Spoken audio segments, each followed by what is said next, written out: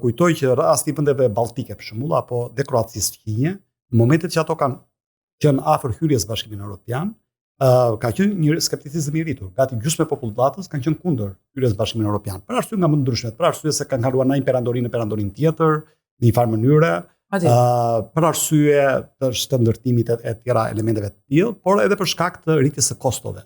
Që qytetarët kuptuan që do kishin me hyrjen në Bashkimin Evropian. E njëjti debat ka qenë për vendet që hyn në Eurozonë. Kujtoj këtu Greqinë e Italinë, që kemi afër, pra kanë eliminat dramia dhe lireta në Eurozonë, solli shumë kosto për qytetarët e këtyre vendeve, ndërkohë që në Shqipëri vetëm kremtohet hyrja në Bashkimin Evropian, kemi një në nivelet më të larta të eurooptimizmit.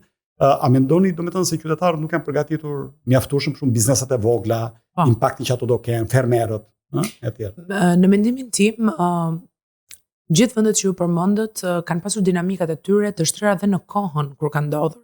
Unë mendoj se në dekadën që jetojmë dhe absolutisht edhe në vitet që po jetojmë, e mendoj realisht se për Shqipërinë do të jetë më i thjeshtë kapërcimi për Bashkimin Evropian krahasuar me momentet kur po themi edhe nëse flasim në aspektin ekonomik, dinamika midis euros dhe lekut ka një dinamik të kënaqshme për sa i përket konvertimit, sot që flasim për rrugën për Bashkimin Evropian, nga ana tjetër digitalizimi që Shqipëria ka bërë dhe ka qenë pararojë në fakt në këtë aspekt, dhe këtu nuk i qasem vetëm portali shtetëror i Albania, por e kam shumë të shtrirë edhe në aspektin institucional, flas për kadastrën, flas për mënyrën se si sot aplikohet në prokurime publike. Diella është gjykat kushtetuese ndërkohë. Mirë, do presim se çfarë do thotë. Për prokurimet publike, pra edhe fakti që kemi një digitalizim të gjithë sferës, mendoj që dhe kjo ka ndihmuar shumë e para që qytetarët të fillojnë edhe të njihen pak më proceset më moderne dhe më të standardizuara që Bashkimi Evropian pastaj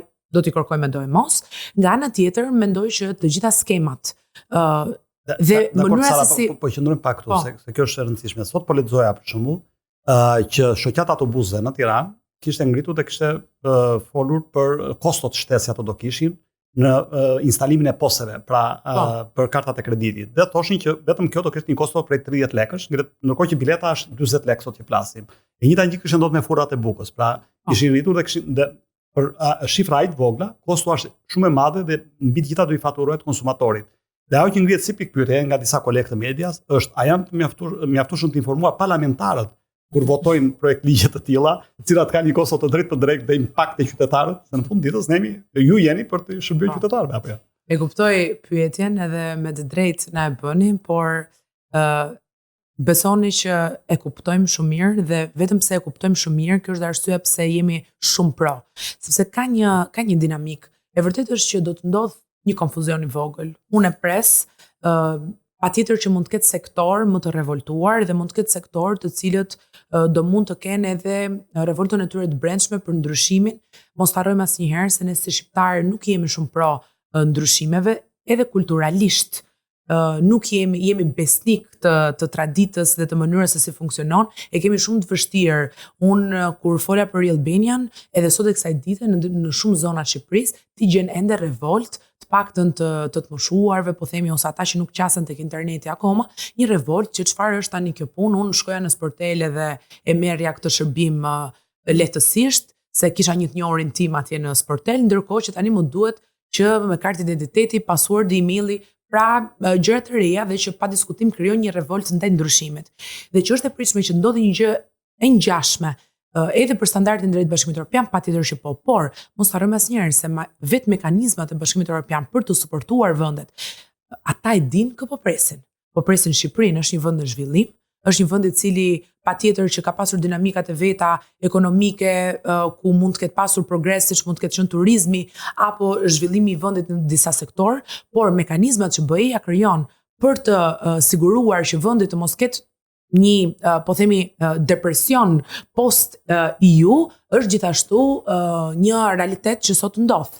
Pra, i gjithë procesi i zgjerimit lidhet edhe me një mekanizëm shumë të fortë Bashkimit Evropian për të suportuar, sidomos në sektorët ku i shikon që kanë problematikat e tyre. Dakor, zonja Mila, po ka një problem, sepse ne shpeshherë implementojmë ligje, transplantojmë ligje në legjislacionin ton, të cilat janë ose shumë të mira, ose shumë të sofistikuara, apo ndonjëherë edhe shumë drakoniane, në raport edhe me ligjet e Bashkimit Evropian. Fjala bie ligji antiduhan që miratuam kohë më parë, apo ky për parkime dy fishe që rrezikon dhe burgun, Megjithatë, kjo nuk ka bërë që të rritet siguria rrugore, më falni, ose nuk ka bërë që në shumicën e lokaleve, rritet vërtetës pak në jashtë Tiranës ngushtë, mos të pihet vazhdimisht duhan, apo ligje të tjera të cilat nuk kanë funksionuar ashtu si kundër legjislatori e ka pasur synimin e tij. Pra ne kemi çaluar shumë te implementimi i ligjeve.